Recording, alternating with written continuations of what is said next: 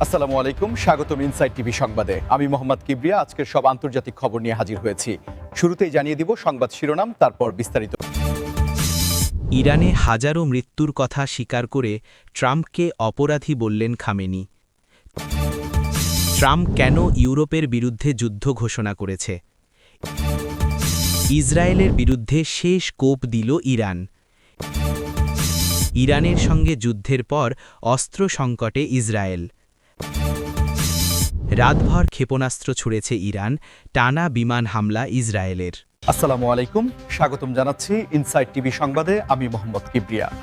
এতক্ষণ শুনছিলেন সংবাদ শিরোনাম, এবার বিস্তারিত।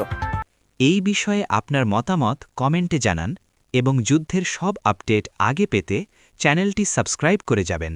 প্রথমেই যে বিষয়টি নিয়ে আন্তর্জাতিক রাজনীতি আজ উত্তাল হয়ে উঠেছে তা হল ইরানের সর্বোচ্চ ধর্মীয় নেতা আয়াতুল্লাহ আলী খামেনেয়ির একটি বিস্ফোরক মন্তব্য, যেখানে তিনি হাজারো মানুষের মৃত্যুর কথা স্বীকার করে নিয়ে আমেরিকার সাবেক প্রেসিডেন্ট ডোনাল্ড ট্রাম্পকে সরাসরি অপরাধী হিসেবে আখ্যায়িত করেছেন। এই ঘটনাটি শুধুমাত্র একটি সাধারণ রাজনৈতিক বিবৃতি নয়, বরং এর পেছনে রয়েছে কয়েক দশকের জমে থাকা ক্ষোভ, ভূ রাজনৈতিক সমীকরণ এবং দুই দেশের মধ্যে চলতে থাকা স্নায়ুযুদ্ধের এক গভীর প্রেক্ষাপট, যা বুঝতে হলে আমাদের একটু পেছনের দিকে তাকাতে হবে। কারণ খামেনেয়ির এই বক্তব্যের মাধ্যমে তিনি মূলত ইরানের অভ্যন্তরে ঘটে যাওয়া মানবিক বিপর্যয়ের জন্য সরাসরি ওয়াশিংটনের নীতি এবং বিশেষ করে ট্রাম্পের শাসনামলে নেওয়া সর্বোচ্চ চাপ প্রয়োগের কৌশলকে দায়ী করেছেন। আপনারা হয়তো জানেন যে আন্তর্জাতিক রাজনীতিতে শব্দচয়ন বা রেটরিক অত্যন্ত গুরুত্বপূর্ণ ভূমিকা পালন করে, আর যখন একটি দেশের সর্বোচ্চ নেতা অন্য একটি দেশের রাষ্ট্রপ্রধানকে অপরাধী বা ক্রিমিনাল বলেন, তখন সেটি কূটনৈতিক শিষ্টাচারের সকল সীমা অতিক্রম করে এক চরম উত্তেজনাকর পরিস্থিতির ইঙ্গিত দেয়। খামেনেয়ির এই বক্তব্যের মূল ফোকাস ছিল ইরানের ওপর আরোপিত কঠোর অর্থনৈতিক নিষেধাজ্ঞা এবং বিভিন্ন সময়ে চলা সামরিক ও রাজনৈতিক চাপের কারণে সাধারণ ইরানি নাগরিকদের যে প্রাণহানি হয়েছে, বিশেষ করে স্বাস্থ্যখাত ও জীবন রক্ষাকারী ওষুধের অভাবে যে মানবিক সংকট তৈরি হয়েছিল, সেটিকে তিনি একটি পরিকল্পিত অপরাধ হিসেবে তুলে ধরেছেন। বিশ্লেষকরা মনে করছেন এই বক্তব্যের মাধ্যমে ইরান বিশ্ববাসীর কাছে একটি বার্তা দিতে চাইছে যে তাদের দেশের অভ্যন্তরীণ সংকটের মূল কারিগর আসলে বাইরের শক্তি, এবং এর মাধ্যমে তারা অভ্যন্তরীণ জনমতকে এক করার পাশাপাশি আন্তর্জাতিক অঙ্গনেও সহানুভূতির একটি পরিবেশ তৈরি করতে চাইছে। বিষয়টির গভীরতা আরও বাড়ে যখন আমরা দেখি যে এই হাজারো মৃত্যুর স্বীকারোক্তি ইরান সচরাচর দেয় না, কিন্তু এবার খামেনেয়ি নিজেই যখন এই পরিসংখ্যানের কথা উল্লেখ করলেন, তখন বোঝা যায় যে পরিস্থিতি কতটা সংবেদনশীল পর্যায়ে পৌঁছেছে, এবং এর মাধ্যমে তিনি ট্রাম্পের সম্ভাব্য ফিরে আসা বা তার নীতির দীর্ঘমেয়াদী প্রভাব সম্পর্কেও এক ধরনের সতর্কবার্তা উচ্চারণ করেছেন। পরবর্তী সংবাদের দিকে নজর দিচ্ছি, যেখানে শিরোনাম দেখে অনেকেই হয়তো চমকে উঠেছেন যে ট্রাম্প কেন ইউরোপের বিরুদ্ধে যুদ্ধ ঘোষণা করেছেন। তবে এখানে যুদ্ধ শব্দটি সামরিক অর্থে নয়, বরং একটি তীব্র অর্থনৈতিক ও কূটনৈতিক যুদ্ধের প্রেক্ষাপটে ব্যবহৃত হয়েছে, যা আটলান্টিকের দুই পারের দীর্ঘদিনের বন্ধুত্বপূর্ণ সম্পর্কে বড় ধরনের ফাটল ধরিয়েছে। ডোনাল্ড ট্রাম্প তার আমেরিকা ফার্স্ট নীতির অংশ হিসাবে ইউরোপীয় ইউনিয়নের দেশগুলোর ওপর যে নজিরবিহীন বাণিজ্য শুল্ক এবং রাজনৈতিক চাপ প্রয়োগের হুমকি দিয়েছেন, সেটিকে বিশ্লেষকরা একটি অলিখিত যুদ্ধ ঘোষণার সাথেই তুলনা করছেন, কারণ এর ফলে ইউরোপের অর্থনীতি বড় ধরনের ঝাঁকুনির মুখে পড়েছে। আপনারা জানেন যে দ্বিতীয় বিশ্বযুদ্ধের পর থেকে ইউরোপ এবং আমেরিকা ছিল একে অপরের সবচেয়ে বড় মিত্র, এবং ন্যাটো জোটের মাধ্যমে তাদের সামরিক ও অর্থনৈতিক বন্ধন ছিল অত্যন্ত সুদৃঢ়। কিন্তু ট্রাম্পের সাম্প্রতিক পদক্ষেপ এবং কথাবার্তা সেই ঐতিহাসিক বন্ধনকেই প্রশ্নবিদ্ধ করে তুলেছে। ট্রাম্প বারবার অভিযোগ করে আসছেন যে ইউরোপীয় দেশগুলো বাণিজ্যের ক্ষেত্রে আমেরিকার সাথে অন্যায্য আচরণ করছে, এবং তারা নিজেদের নিরাপত্তার জন্য আমেরিকার অর্থের ওপর অতিরিক্ত নির্ভরশীল হয়ে পড়েছে, যা তিনি আর মেনে নিতে নারাজ।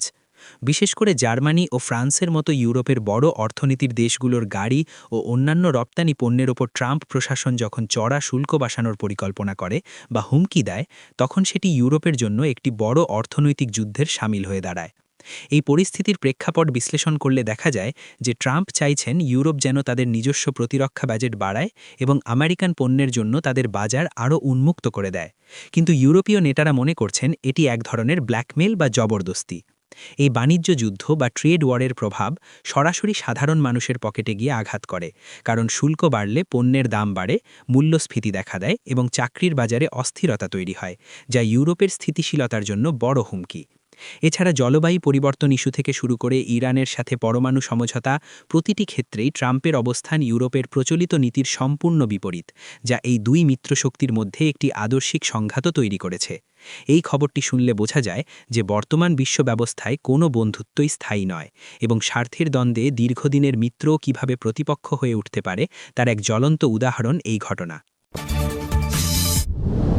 এবার আসা যাক মধ্যপ্রাচ্যের রণাঙ্গন থেকে আসা অত্যন্ত চাঞ্চল্যকর খবরে, যেখানে বলা হচ্ছে ইসরায়েলের বিরুদ্ধে ইরান তাদের শেষ কোপ বা চূড়ান্ত কৌশলগত আঘাত হেনেছে, যা বর্তমান সংঘাতের মোড় সম্পূর্ণ ঘুরিয়ে দেওয়ার ক্ষমতা রাখে। এই শিরোনামটি শোনার পর স্বাভাবিকভাবেই মনে প্রশ্ন জাগে যে আসলে কি এমন ঘটনা ঘটল যাকে বিশ্লেষকরা শেষ কোপ বা ফাইনাল ব্লো হিসেবে অভিহিত করছেন, এবং এর উত্তর লুকিয়ে আছে ইরানের সাম্প্রতিক সামরিক সক্ষমতার প্রদর্শনী এবং তাদের প্রক্সি বাহিনীর সমন্বিত আক্রমণের কৌশলের মধ্যে। সামরিক বিশ্লেষকদের মতে ইরান দীর্ঘদিন ধরে ইসরায়েলকে ঘিরে একটি রিং অফ ফায়ার বা আগুনের বলয় তৈরি করার চেষ্টা করছিল এবং সাম্প্রতিক সময়ে তাদের উন্নত প্রযুক্তির ড্রোন, হাইপারসনিক মিসাইল এবং সাইবার ওয়ারফেয়ারের সমন্বয়ে যে আক্রমণ পরিকল্পনা বাস্তবায়ন করেছে সেটিকে ইসরায়েলের প্রতিরক্ষা ব্যবস্থার জন্য একটি নজিরবিহীন চ্যালেঞ্জ হিসেবে দেখা হচ্ছে। এই শেষ কোপ বলতে মূলত বোঝানো হচ্ছে এমন একটি সামরিক বা কৌশলগত পদক্ষেপ যা ইসরায়েলের নিরাপত্তা ডক্ট্রিন বা তাদের যে অপরাজীয় ভাবমূর্তি ছিল তাতে বড় ধরনের ফাটল ধরিয়েছে। ইরান দাবি করছে যে তারা ইসরায়েলের অত্যন্ত সুরক্ষিত সামরিক ঘাঁটি এবং গোয়েন্দা কেন্দ্রগুলোতে নিখুঁতভাবে আঘাত হানতে সক্ষম হয়েছে, যা প্রমাণ করে যে আয়রন ডোম বা ডেভিড স্লিংয়ের মতো আকাশ প্রতিরক্ষা ব্যবস্থাও এখন আর শতভাগ নিশ্ছিদ্র নয়। এই ঘটনার প্রেক্ষাপট অত্যন্ত জটিল, কারণ এটি শুধুমাত্র একটি বা দুটি মিসাইল হামলার বিষয় নয়, বরং এটি হল আঞ্চলিক আধিপত্য বিস্তারের এক দীর্ঘমেয়াদী দাবা খেলা, যেখানে ইরান দেখাতে চাইছে যে তারা সরাসরি সংঘাতে না জড়িয়েও তাদের শত্রুকে বড় ধরনের ক্ষতি করার ক্ষমতা রাখে। অন্যদিকে ইসরায়েল এই আঘাতকে অস্তিত্বের সংকট হিসেবে দেখছে এবং তারা পাল্টা জবাব দেওয়ার জন্য সর্বশক্তি নিয়োগ করছে, কিন্তু ইরানের এই কৌশলগত আঘাতের ফলে ইসরায়েলের অভ্যন্তরীণ রাজনীতি এবং জনমনে যে ভীতির সঞ্চার হয়েছে তা যুদ্ধের মনস্তাত্ত্বিক ফ্রন্টে ইরানের বড় জয় হিসেবে বিবেচিত হচ্ছে। পরবর্তী খবরে আমরা আলোকপাত করব যুদ্ধের এক ভিন্ন এবং অত্যন্ত গুরুত্বপূর্ণ দিকের ওপর। তা হল ইরানের সঙ্গে দীর্ঘস্থায়ী বা তীব্র যুদ্ধের ধকল সামলাতে গিয়ে ইসরায়েল এখন চরম অস্ত্র সংকটে পড়েছে বলে বিভিন্ন আন্তর্জাতিক গণমাধ্যমে খবর প্রকাশিত হয়েছে। যুদ্ধের ময়দানে শুধুমাত্র সাহস বা কৌশলই শেষ কথা নয়, লজিস্টিক্স বা রসদ সরবরাহ যে কত বড় ফ্যাক্টর হয়ে দাঁড়াতে পারে তার প্রমাণ মিলছে ইসরায়েলের বর্তমান পরিস্থিতিতে, যেখানে টানা সংঘাতের ফলে তাদের গোলাবারুদ, মিসাইল ইন্টারসেপ্টর এবং অন্যান্য সামরিক সরঞ্জামের মজুদ দ্রুত ফুরিয়ে আসছে। বিশ্লেষকরা বলছেন আধুনিক যুদ্ধগুলো অত্যন্ত ব্যয়বহুল এবং প্রচুর অস্ত্রসাপেক্ষ। বিশেষ করে গাজা এবং লেবানন সীমান্তে একাধিক ফ্রন্টে যুদ্ধ চালানোর পাশাপাশি ইরানের মতো শক্তিশালী প্রতিপক্ষের বিশাল সব মিসাইল ও ড্রোন হামলা প্রতিহত করতে গিয়ে ইসরায়েলের আকাশ প্রতিরক্ষা ব্যবস্থা বা আয়রন ডোমের ইন্টারসেপ্টরগুলো পানির মতো খরচ হয়েছে। এই সংকটের গভীরতা বোঝা যায় যখন আমরা দেখি ইসরায়েল তাদের মিত্রদেশ, বিশেষ করে আমেরিকার কাছে জরুরি ভিত্তিতে অতিরিক্ত সামরিক সাহায্য এবং অস্ত্রের চালান পাঠানোর জন্য বারবার অনুরোধ জানাচ্ছে, কারণ তাদের নিজস্ব উৎপাদন সক্ষমতা এই বিশাল চাহিদা মেটানোর জন্য যথেষ্ট নয়। অন্যদিকে বিশ্বব্যাপী সাপ্লাই চেইনের সমস্যা এবং ইউক্রেন যুদ্ধের কারণে পশ্চিমা দেশগুলোর নিজেদের অস্ত্রভাণ্ডারেও টান পড়েছে, ফলে ইসরায়েল চাইলেও তাৎক্ষণিকভাবে তাদের প্রয়োজনীয় সব অস্ত্র পাচ্ছে না, যা তাদের সামরিক পরিকল্পনায় বড় ধরনের জটিলতা সৃষ্টি করেছে। এই অস্ত্র সংকট ইসরায়েলের নীতি নির্ধারকদের কপালে চিন্তার ভাঁজ ফেলেছে, কারণ অস্ত্র বা গোলাবারুদের অভাব থাকলে যুদ্ধের ময়দানে সেনাদের নিরাপত্তা এবং দেশের প্রতিরক্ষা ব্যবস্থা দুর্বল হয়ে পড়ার ঝুঁকি থাকে। এছাড়া অর্থনৈতিক দিক থেকেও এটি ইসরায়েলের উপর বিশাল চাপ সৃষ্টি করছে, কারণ প্রতিটি ইন্টারসেপ্টর মিসাইল বা গাইডেড বোমার দাম লক্ষ লক্ষ ডলার, এবং প্রতিদিনের এই খরচ ইসরায়েলের অর্থনীতিকে দীর্ঘমেয়াদী মন্দার দিকে ঠেলে দিচ্ছে।